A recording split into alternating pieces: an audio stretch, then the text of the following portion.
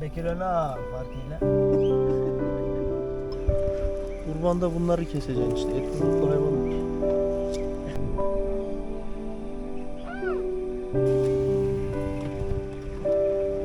Hoş, çok.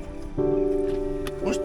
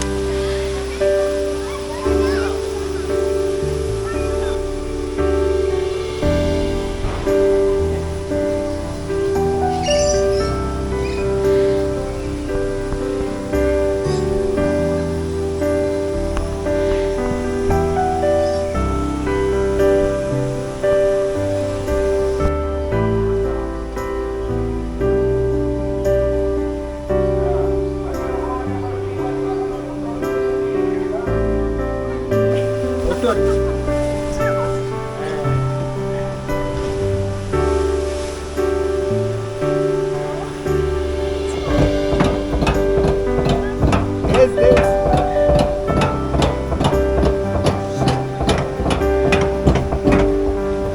Bekir'e al.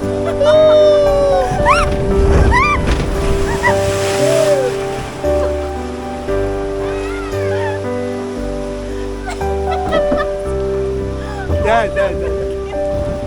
Bekir'e al.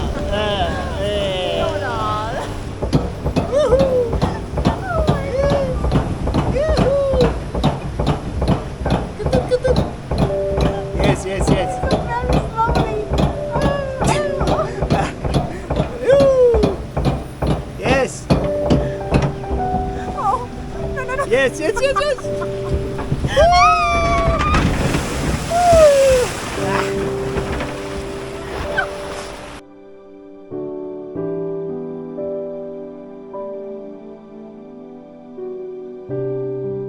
Selamünaleyküm efendim. Herkese merhaba. Yeni videoyla sizlerleyiz. Bugün neredeyiz? Endonezya Java Adası Bogor şehrine bağlı Taman Safari. Safari'ye geldik. Yanımda Şaban abi ve yenge hanım var. Yenge hanımla uzun zamandır konuşan, 2 yıldır ilişkileri olan Şaban abinin hayat hikayesini daha önce dinlemiştiniz. Tabii ama şimdi biraz daha ses kalitesi iyi olaraktan röportaj yapacağız. Çünkü daha önceden ses kalitesi iyi olmayan şekilde röportaj yaptık. Öncelikle abi baştan hiç izlemeyenlere biraz kendini tanıtır mısın? Nereden geliyorsun? Hangi şehirden geliyorsun? Ne zamandır yenge hanımla konuştun? Sonrasında evlilik programı yaptınız? Nasıl iletişime geçtiniz? Bunlar hakkında biraz konuşalım. Sonrasında yaşamış olduğun tecrübeler nelerdir? Hemen hemen 15 günden fazla bir süredir Endonezya turu yapıyorsun. Çok. Evlendin, mutlu günlerin oldu, Çok güzel. stresli günlerin oldu. Ama bunlara rağmen pes etmedin. Asla. Öncelikle birazcık kendini tanıt abi istersen. Ben Manisa Akhisar'dan Şaban Kılavuz. 2 sene önce hanımımla bir uygulama vasıtasıyla tanışmıştım. Sonra tabii ki bu konuşmalar şeyinde ilk başlarda bana beni deneme aşaması oldu. Sabırlı mıyım değil miyim diye. Bayağı bir 2-3 ay sürdü o. Bir numarasını isteme şey oldu filan, vermedi ilk baştan. Sonra daha sonradan beni bir numaradan aradı. Ben de kim olduğunu bilemedim tabii ilk baştan. İlk defa öyle bir numara arıyordu. Sonradan onun olduğunu öğrendim. Sonra konuşmalarımız başladı. Başladı. Aramızda iyi bir enerji oldu. Güzel bir muhabbetler oldu. Sonra Türkiye'ye gelme konusunda patronu ona bir hediye mi diyeyim artık nasıl diyeyim, bir gezi yaptı. Ben de onların kalacağı yere, Bursa'ya, Cunda Adası'na, ondan sonra Ala'ya, onların kaldığı otellerde kaldım ben de. Gittim, görüştüm, yüz yüze görüştüm. Çok güzel oldu. Benim için çok güzel oldu. Onun için de aynı şekilde.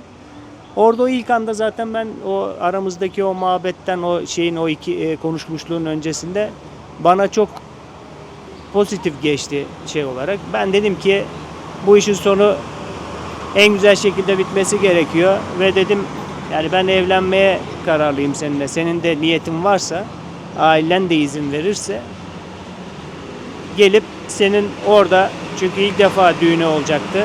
Sizin adetlerinize göre dedim bir düğün yapmak istiyorum. Eğer sizin için de, ailen için de, senin için de uygunsa o da tamam dedi. Öyle deyincesine 8 ay öncesinden bir karar aldık. Evet. Sonra seninle iletişime geçtim. Sağ olasın. Bana prosedürleri öğrettin, gösterdin.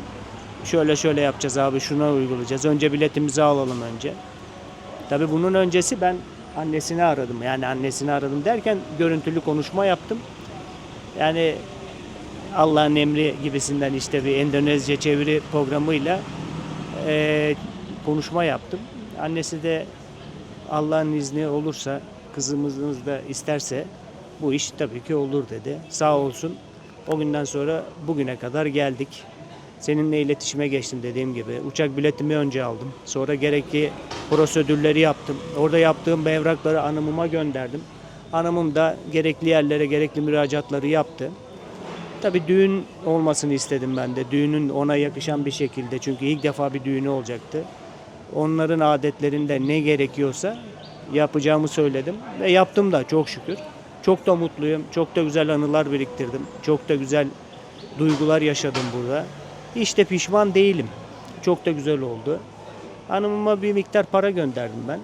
O işte düğün salonunu... Ne kadar tuttu düğün masrafı? Abi düğün masrafı filan 200 bin lira tuttu. Yani benim Jakarta'da otelde kalmam filan fırtıs.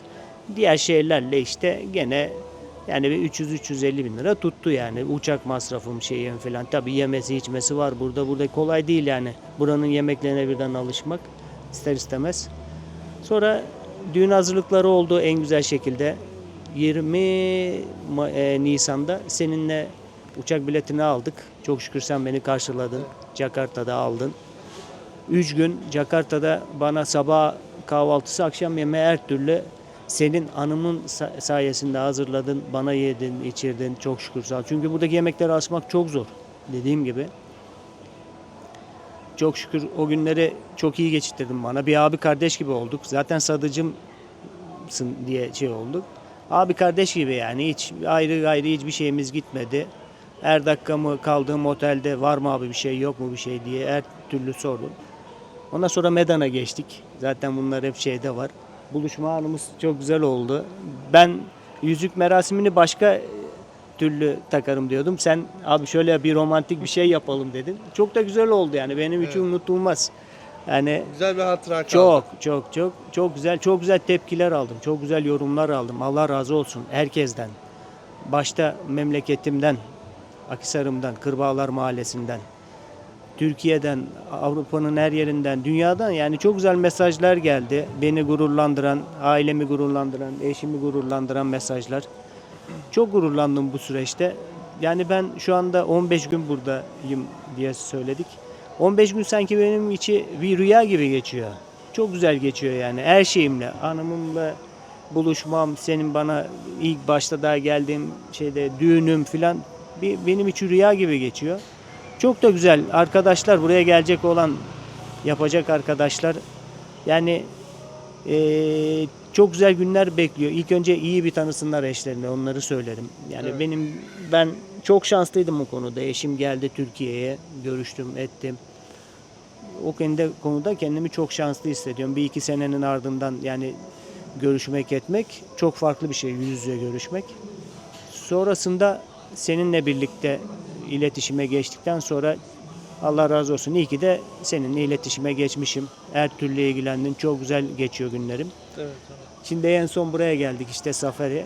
Hiç hayatımda belki böyle bir şey görmeyeceğim bir daha diyorum. Yani Nasip ilk oldu. defa o nasip oldu sağ olasın. Getirdin bizi buraya da. Gördük, ettik. Hanımım da aynı şekilde. Çok mutluyum. Yani bu beni bilen arkadaşlar da öyle söylüyor. Abi ekrana öyle yansıyor. Yani ikiniz çok yakışıyorsunuz, çok mutlusunuz diye.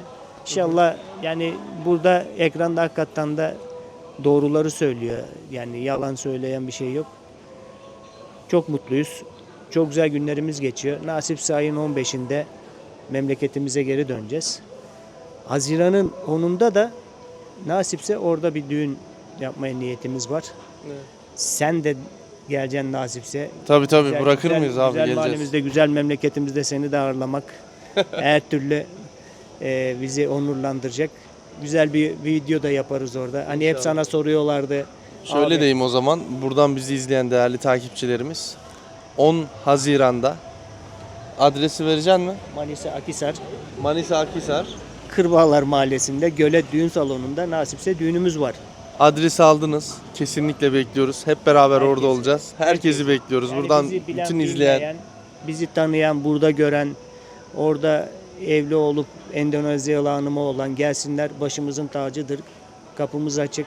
Gelsinler, tanışalım, edelim. Çünkü biz artık büyük bir bacanak oluyoruz yani. Öyle oluyor yani. Bacanaklar grubu gibisinden. Bekleriz. Kapımız herkese açık. Düğünümüze şeref verirler katılırlarsa. Aynı şekilde memleketimde olsun, herkese davetlimdir. Düğün bizim düğünümüz. En güzel misafirliği yapmaya çalışacağız. Hanımıma da bizim adetlerimize, bizim göreneklerimize göre güzel bir düğün yapmayı planlıyoruz Allah'ın izniyle. Tabii sen de bunda bizi şereflendireceksin inşallah Allah'ın izniyle. Bekliyoruz. Günleri saymaya başladık artık. Çok şükür vizemizi de aldık. Büyükelçilikten senin şeyinle belgeleri çabuk hemen şey yaptık. Hiç sıkıntısız hemen hanımım gittik, verdik. 2-3 gün sonra gelin alın dediler. Evet. Hatta biz 8'inde alacaktık. 7'sinde aldık. Sen abi Zafer turuna biraz önce çıkarız, sen bir rica et. Rica ettik. Hiç bizi kırmadılar da hemen verdiler. Artık günümüzü bekliyoruz. ya Ve- durumunuzu izah ederseniz Türk Büyükelçiliği zaten hani yardımcı Evet, olur her evet, konuda olur. Her arkadaşlar. türlü, Bunu her da baştan türlü, her söyleyeyim türlü. size. Hani aciliyetiniz varsa bunu belirtin. Gittiğiniz zaman Büyükelçiliğe onlar her türlü size Çok- destek olacaklardır. Çok anlayışlılar, çok yardımseverler.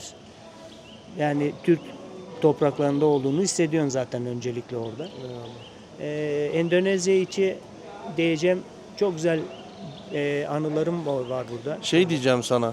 Sen bayağı bir Endonezya yemeklerini yemeye başlamışsın. Yani balıkları ama Yenge Hanım'la da ekmeksiz- konuşacağız birazdan. ekmeksiz de Diyeceksiniz olmuyor Bekir tabii. yenge hanımı niye konuşturmuyorsun, onu da konuşturacağım birazdan.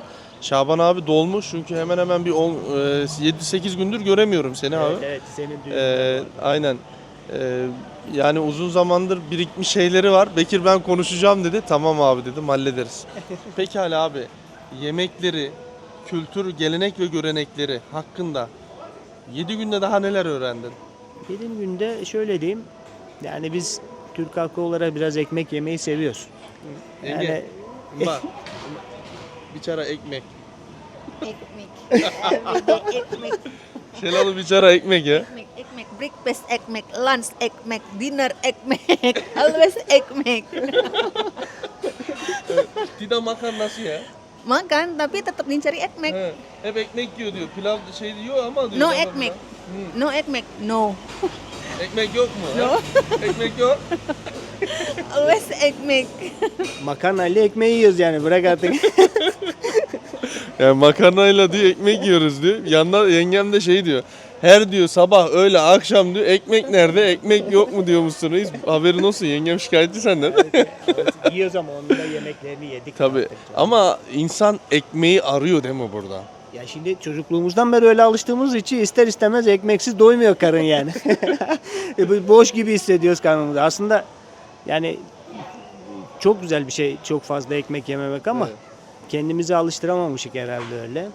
Yani bir şekilde idare ettik. Güzel. Evet. Güzel. İnsanları çok güzel, anlayışlı. Tabii ki şimdi olumsuz şeyleri var ama buraya arkadaşlar geldiği zaman zaten o olumsuz şeyleri kendi hatlarına, belki benim için olumsuz olan onlar için olumlu olacak yani. Şimdi ön yargılı olmamak gerekiyor. Gelip bir görmeleri gerekiyor. Ama şunu söyleyeyim. Eğer dil ve kendine güvenme konusunda eğer bir şeyleri yoksa, cesaretleri de yoksa, yani bir tercümansız senin gibi işi bilen birisi çıkmamaları lazım. Yarı yolda kalabilirler. Çünkü burada prosedürler çok farklı ilerliyor. Çok farklı şey oluyor. Türkiye'deki gibi düşünmesinler. Bazı şeyler burada çok farklı ilerliyor. Kurumlar arasında özellikle. Yani Olmayacak iş başka türlü oluyor, öyle söyleyeyim ben sana. Yani ben bunu seninle gördüm. Evet. Yani dikkat etsinler, yardım alsınlar, araştırsınlar. iyi araştırsınlar. Tedbirli olsunlar. Ya şöyle söylüyorum, ben devamlı yine tekrar edeyim. Şaban abi başlattı, ben de devamını getireyim. Eğer ki şayet araştırmanızı yaptınız, şehir merkezi ise siz kendi başınıza yapabilirsiniz. Evet. Ama kırsal bölgeler, özellikle de diğer farklı adalarsa, mesela Sumatra'nın şehirleri problem olmaz ama kırsal bölgeleri, Kalimantan'ın kırsal bölgeleri, kasabaları, köyleri, Papua'nın köyleri, örnek veriyorum. Çok sıkıntılı yerler varsa araştırın. Kendinize ona göre tedbirinizi alın. Deyin ki ya, kalben inancınız varsa diyeceksiniz ki kendinize, acaba burası tehlikeli mi? Bir araştırın. Eğer tehlikeliyse, kararı veriyorsanız, evet burası tehlikeli diyorsanız, yanınızda bir rehber bulunsun. Kesinlikle. Kesinlikle. Şimdi Ben öyle Endonezya'yı ufak bir yer olarak düşünmemek lazım. Bir de bir şey dedin sen bana Bekir kardeşim. Bazı arkadaşlarımız işte diyorlar ki dedin, Endonezya'nın hep iyi yönünü anlatıyorsunuz kardeşim. Bir de kötü yönünü de anlatın. Yani nereleri var, nelere dikkat etmemiz lazım. Şimdi- Sen neler yaşadın, örnek veriyorum. Her seferinde sen bunu söylüyorsun zaten. Yani seninle birlikte de çok şeyler yaşadım. Telefonlar geliyor, şeyler geliyor. Sorunları var. Yok değil. Ben şanslıydım bu Büyücü konuda. bile olayı var. Oo, Onu da anlat çok. istersen. Burada Yani biz fitne, neler fesat, neler. fitne, fesat olayı çok var burada. Dedikodu olayı çok var. büyücülük var, büyücülük. Yani burada dini bakımdan çok şeyler ama acayip derecede büyü şeyine çok kapılmış insanlar. Artık ne kendini şey yapıyor, hatta Özellikle kafir bölgelerinde var. Mesela şimdi Endonezya, ya kardeşim hepsi Müslüman. Hayır abi, yanlış bilginiz var sizin. Öyle bir şey yok. Endonezya berapa person orang Muslim, berapa person Hindu, Buddhist, kafir, Hristiyan, banyak ya. Banyak beda-beda ya. Muslim kayaknya lebih Muslim banyak. number one. Number one. Pertama kali Muslim. Number dua Kristen, Hristiyan. Apa lagi? Buddha, Buddha. Buddha, Buddhist. Buddhist, ya. baru Hindu. Hindu, nanti kafir, şeytanizm, beda banyak ada. Kalau yang nggak punya kepercayaan sih nggak ada, dikit sih, berapa Ya. persen aja.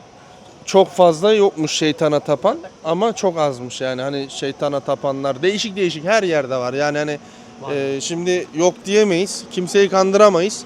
Ben Papua'ya gittiğim zaman adam ellerini havaya kaldırmış güneşe tapıyordu, yani Ali abinin kulakları çınlasın. Biz onları da gördük, sahile gittik, adama yengem dedim hani bu ne yapıyor bu böyle, güneşe tapanlardan bu dedi, ayin yapıyordu yani. Cins insanlar. Bana inanmıyorsanız diğer YouTube kanallarına bakın. Kalimantan'da hala bebek cesetlerini ağaç kabuklarının içerisine gömüyorlar. Kalimantan'da hala 30 yıl önce ölmüş babasını mezardan çıkarıyor, giydiriyor. Bayram günlerinde evinin bir köşesine oturtan insanlar var. Bunların bazıları Müslüman, bazıları Hristiyan, bazıları Budist. Değişik dinlere de sahipler. Şimdi bazı kitaplarda da okudum. Bazı Müslümanlar var, kültürlerine daha çok bağımlı. Şimdi bunlara da saygı duyuyorlar. Burada kimse yadırgamıyor. Onun için araştırmaları çok iyi yapmanız lazım. Mesela dünden beni biri aradı. Dedi ki Bekir kardeşim, ne taraftı? Sulawesi adasının hemen sağ tarafında küçük bir ada var. Oraya küçük pervaneli uçaklarla gidiliyor abi. 3-4 aktarma yapıyorsun. Dedi ki ben dedi orada bir kız arkadaşım var. Orada dedi işte nikah yapacağız, bana yardımcı olur musun? Dedim olurum, elimden gelen desteği yaparım. Sonrasında araştırma yaptım. Dedim ki burası sıkıntılı bölge. Buraya gitmeyelim. Hala askere ve polise orada zorbalık yapan tipler varmış. Ben araştırma yaptıktan sonra adama anlattım, adama durumu izah ettim. Sonrasında Bekir kardeşim ne yapabilirim dedi. İşte şehir merkezlerine taşıyabilirsiniz. Hani çağırın, onu yapabilirsiniz. Kütüğünü, adresini değiştirebilir. Bu şekilde yapabilirsiniz. Maalesef evlenmek isteyen dostlarımız kızın kütüğü neredeyse orada evlenmek zorunda. Şimdi köydeyse köydeki kavva, evlendirme müdürlüğüne bağlı bölgelerde evlenmek zorunda. Şimdi kızın doğum yeri Papua ise, Jakarta'da yaşıyorsa kız Jakarta'da evlenemez. Bunu anlatıyorum. Papua'ya gitmek zorundasınız. Onun için çok dikkatli olun, araştırmanızı yapın. Kız arkadaşım Jakarta'da, annesi babası nerede? nerede oldu? Kütüğü Papua'da, yani kütük çok önemli. Onun için çok iyi araştırma yapmak lazım. Aynen. Şimdi yengeme soracağım birkaç soru. Mbak, banyak orang, semuanya orang suka kamu. Serius, karakter bagus, cantik kamu, serius. Nanti Teşekkür ederim. dedim ki çok fazla yorum geldi. İnsanlar seni sevdi. Güzelliğine, işte efendiliğine, iyi karakter. Nanti banyak orang bicara saya. Abang Bekir, Rosvita tidak takut mu? Apa takut? Turustu Turki kultur shock. Mbak tidak takut? Ya takut sih pasti ada, cuman ya kan sesuai dengan kata pepatah, di mana bumi berpijak di situ langit dijunjung. Ya saya akan berusaha untuk mempelajari tentang budaya Turki, kebiasaannya, adat istiadatnya. Diyor ki korkuyorum, korkmaz olur muyum ama her türlü adaptasyonu sağlayacağım. Sonuçta orada kendimi geliştireceğim, göreceğim, öğreneceğim. Belajar ya, sedikit sedikit belajar. Beradaptasi. Ya adaptasi inşallah nanti. Yani sonuçta bunu insanlar çok soruyor. Ya kardeşim tidak tahu bahasa Turki, tidak tahu bahasa Endonezya, Turki kultur, makan beda. Tidak simple pa. Hati-hati minimal 1 tahun adaptasi waktu. Hani 1 yıl minimum adaptasyon süresi vardır. Buradan evlenen dostlarıma da sesleniyorum. Endonezya'dan evlenen dostlarıma. Daha 3 ay olmuş. Geçen bir kardeşimiz aradı. Dedi ki Bekir kardeşim, ben dedi 3 ay önce evlendim. Eşim dedi evde durmuyor dedi. Çok sıkıntıdayım. Bana yardımcı ol. Ben dedim ki ben ne yapabilirim? Nasıl yardımcı olabilirim? Bana bir fikir ver. Ne yapayım? Eşimi Endonezya'ya geri mi göndereyim? Durmuyor abi dedi. Yani hani bir yardımcı ol. Bunun gibi yüzlerce arayan var. Endonezya'dan evli dostlarımın arasında, benim yardımcı olduklarımın arasında da bu şekilde şikayette olanlar oluyor. Nedeni ne? 1. Siz evleniyorsunuz eşinizle, işe gidiyorsunuz, eşiniz evde tek başına kalıyor. 1, 2, 3, 4, 5, 30, 40, 50, 100 gün sonra sıkılıyor abi. Tek başına. Yani özellikle de ilk evliliği yapan kızlar hemen Endonezya'ya gitmek istiyorlar. Bu konuda hassasiyetli olmanız lazım. Saygılı ve sabırlı olmanız lazım. Lütfen beni yanlış anlamayın. Lütfen. Bakın tekrar ediyorum. Bunu sana da söylüyorum abi. Tabii. Bak yengem burada. Endonezya altyazısına koyacağım. Anlayacaktır ne demek istediğimi. Şunu diyorum. Gittiğiniz ilk 1 sene sizin için çok önemli. Yenge hanım için çok önemli. Orada diyorum ya annesi babası her şey sen olacaksın ama orada en önemlilerinden bir tanesi de abi senin en çok sabırlı olacağın zaman ilk 1 sene. Çünkü bu kadın kültürünü bırakıyor, yemeğini bırakıyor, adetini bırakıyor, her şeyini bırakıyor. Örneğin benim ilk 1 sene ne yaşadığımı Allah'la ben bilirim. Yani ben neler yaşadığımı, ben erkek olduğum halde, yani onu söyleyeyim size. Yine burada bazı kadınlar evleniyor Endonezya erkekleriyle, rahat edemiyorlar, işte gezemiyorlar kafasına özgür bir şekilde. Dikkat çekiyorlar çünkü. Hani ben geziyorum, motora biniyorum, araba ama yok abi, hani alışma süresi, hala da sorun yaşıyorum biliyor musun? Bak yıllar geçti. Endonezya'da yemek kültürü bizi bitiriyor. Bir erkeğin, Türk erkeğinin beyni önce karnından geçer derler. Çok doğru. Yani ben öyleyim abi. Yemek yemediğim zaman ne kafam çalışır hiçbir şekilde. Enerjim olmaz, tansiyonum düşer. Şimdi sana da şunu söylüyorum abi. Lütfen sakın ha sakın. Buradan da mesaj yerlerine gider inşallah. İletişimde olan dostlarımız, videoları izleyen kardeşlerimiz, büyüklerim, küçüklerim. Şunu söylüyorum. Lütfen sabırlı olun.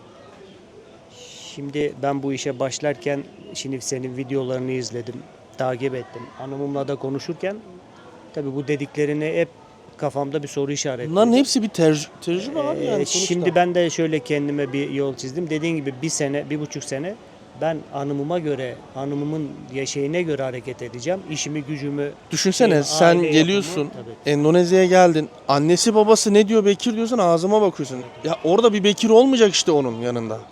Onun yanında hiç kimse olmayacak. Sen olacaksın, sen işe gideceksin. Annen konuşacak, ne diyorsun anne, ne diyorsun. O kafa darma duman oluyor. Onun için çok sabırlı olmak lazım abi. Şaban abi lütfen hani senden de ricam yengeme sahip çık. İlk 1 yıl abi, 1 yıldan sonra inşallah Türkçeyi pat çat konuşurlar. Hepsi aynı. Hepsi zeki insanlar. Pat çat konuşurlar. İstedikleri varsa giderler alırlar. Marketi öğrenirler. Her yere giderler baba.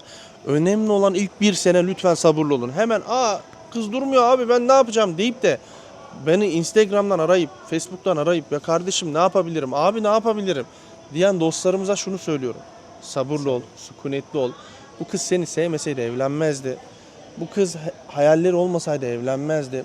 Bazıları tabii bu belirli bir kesim %5'i, %10'u maksimum sadece hayallerinin peşinden gidiyor. Sevmeyerek de evlenenler varmış. Onu da haberini aldım. Çocuğun parası için evlenen Endonezyalılar da duydum. Lütfen dikkatli olun, iyi araştırın, tedbirinizi alın. Sonrasında da dua edin. Benim diyeceklerim bu kadar. Evet. Buradan söylemek istediğin şeyler var mı? Çünkü biraz gezeceğiz. Çok enteresan şeyler Söylemek yaşayacaksın. istediğim son sözlerine çok katılıyorum. Sabır çok önemli. Hayatta da öyledir zaten. O sabrı ben ve ailem göstermeye hazırız. Zaten o yüzden yoksa bu çocuk oyuncağı değil yani. Yaptığım evlilik.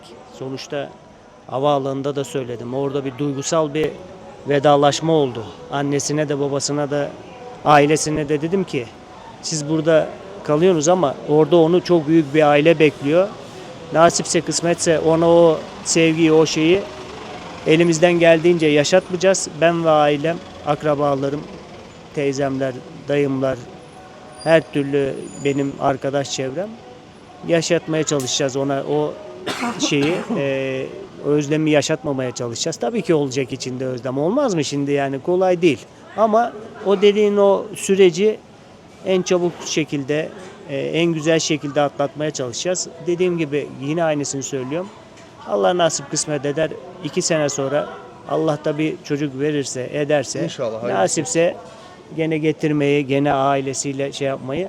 Çünkü çok arasını açmak istemiyorum ben de. Belki bu 2 sene diyorum, belki daha bir az zamanda olur. Sonuçta bu biraz da ekonomiye bağlı bir durum. Çünkü dediğim gibi 12.000 kilometre bir yol. Şu anki biletler zaten 30-35 bin lira olmuş. Onun haberini vereyim ilk baştan söyleyeyim. Sonra niye senede bir getirmiyorsunuz diyenler var. Endonezya'ya gidiş biletlerinin fiyatlarını bilmeyenler var. Tabii yani kendimizi ona göre ayarlayacağız. Nasipse o dediğin o zorlu sürece elimizden geldiğince en kolay şekilde. Çünkü ben bunu çok düşündüm. Senin dediğin çünkü kolay değil yani o şeyi vermek etmek. Ben bunu çok düşündüm ve öyle bu yola çıkmaya karar verdim. Allah'ın izniyle de Allah izin verirse ona en iyi şekilde yaşatmaya hem ben hem ailem devam edeceğiz. Buradan en son söylediğim dediğim gibi buraya gelecek arkadaşlar dikkatli olsunlar. Dediklerimi eğer şey yapıyorlarsa dinlesinler. Pişman olmasınlar daha sonra. Gelip de buraya yaşanılan kötü örnekler gibi kendileri de yaşamasınlar. İyi, güzel, hoş günler geçirsinler. Güzel bir düğün yapsınlar. Güzel günler geçirsinler. Ve en son söyleyeceğim de 10 Haziran'da nasipse düğünümüze herkesi bekleriz. Sen başta olmak üzere İnşallah. herkes düğünümüze davet. Bu arada sadece seninle görüşmeyeceğiz. Hani çok fazla takipçilerim diyor ki Bekir kardeşim Endonezya'ya gidenlerin durumları ne durumda? Hani Türkiye'ye gidenlerin pardon. Onlar hakkında da vloglar gelecek. Yetiştirebileceklerim var. Bazılarının randevularını ayarladım. Gideceğim yerleri ayarladım. Programımı yaptım. Çok güzel videolar yakında sizlerle olacak. Takipte kalmayı unutmayın. Yengeme bir soru daha soracağım. Mbak, kamu tidak rindu ayah, ibu, keluarga? Kamu mesaj dulu di sini ya, kamera. Dedim ki anneni babanı hiç mi özlemiyorsun dedim. Buradan dedim seni izliyorlar bir şey söylemek ister misin dedim. Karena kalau bicara keluarga, It's okay, Mas.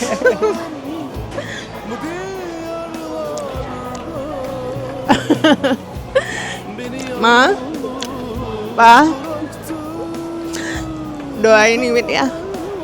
Doain Iwit sama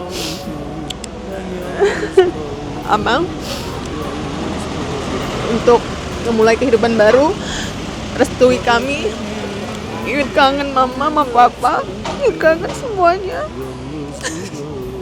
Nggak mau.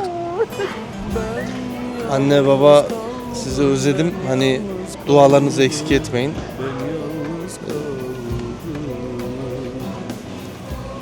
Yani kolay şey değil tabii ki. Bir insanın ailesini bırakması, gitmesi. Burada her şey spontane gelişen şeyler. Herhangi bir şekilde programlanmış değil. Oturduk, kamerayı açtık, tripodu koydum, video çektik. Yani kolay değil. Buradan tekrardan sizlere sesleniyorum, evlenen dostlarıma, kardeşlerime. Lütfen önce Allah'a, sonra sizlere emanet. Yani gurbet gerçekten çok zor. Ben gurbeti yaşıyorum, gurbeti gurbette yaşıyorum biliyorsunuz. Hanımefendi zaten gidecek Türkiye'ye. Ana yok, baba yok, kardeşler yok. Bunca yıl annesine bakmış, bunca yıl babasına bakmış. Yani kolay şeyler değil bunlar. Emeği var. Annesine babasına hayır olan kadının sana çok güzel hayır olur abi. Ben sana söylüyorum. Anneye babaya saygısı olmayanın da kimseye saygısı olmaz. Ben bunu devamlı söylüyorum. Kim ne derse desin. Babamın lafıdır bu. Oğlum der, sen bize saygılı ol, evlatların da sana saygılı olsun. İnsanların sana saygılı olmasını istiyorsan önce sen çevrendekilere saygılı ol. Yani bu çok önemli bir şey. Saygı, sevgi, selamını kesmeyeceksin. Kim ne derse desin abi. Yani burada beni izleyenler, uzun zamandır takip edenler var. Özellikle ilk 100 kişilik takipçi, 100 kişi takipçim varken izleyen, mesela Meryem Hanım var. Buradan selam olsun. Kendisi devamlı izliyor. Sonrasında Onur abiler var. Hani eski takipçiler benim ne demek istediğimi çok iyi biliyorlar. O zaman ben devamlı bir şeyler yapmak isterdim abi. Kendimden bir şeyleri göstermek isterdim. Tecrübesizlik. Şimdi gitmediğimiz yer kalmadı. Google haritaları açıyorum abicim. Her yer kırmızı. Yani Endonezya'da. Şimdi bu edinilmiş bir tecrübe. Yani insanlar ne derlerse desinler. Bazen bir şeyi kazanmak istiyorsak, amacımıza ulaşmak istiyorsak çabalamamız lazım, sabretmemiz lazım. Sükunetli ve tedbirimizi alıp tevekkülümüzü Allah'a bırakmamız lazım. Şimdi yenge hanımı da sabırlı olması, senin de daha çok sabırlı olman lazım.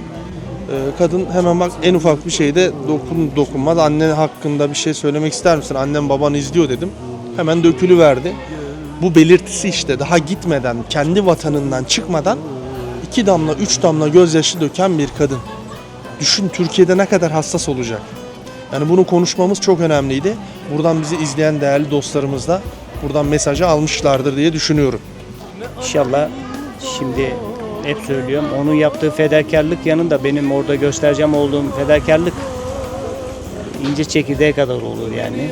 İşte buna göre de çok Ona göre üstüne düşeceksin abi. Hareketlerimi, ona göre davranışlarımı, ona göre işimi, gücümü ona göre ayarlayacağım tabii ki. Daha ben bunu baştan söyledim de zaten.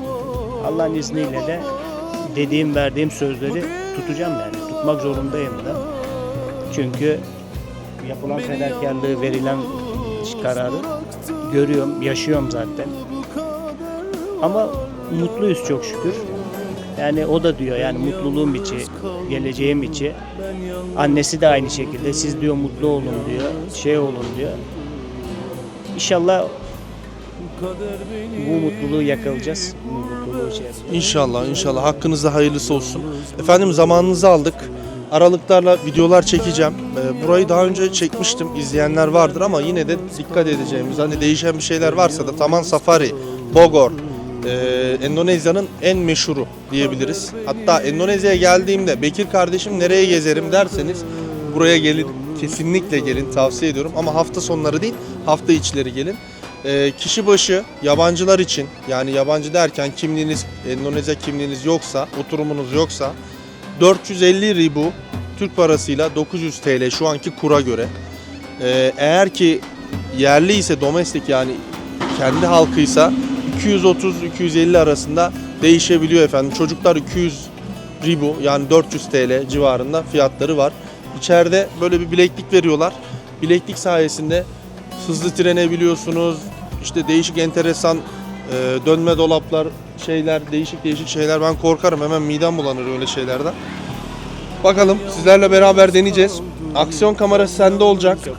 Dalacaksın abi sulara. halledeceğiz. Hadi bakalım, Buraya başlıyoruz. bir kere geldik, yaşayacağız Allah'ım. Devam ediyor muyuz? Bir Bekir Bak Bekir Yalnız bırak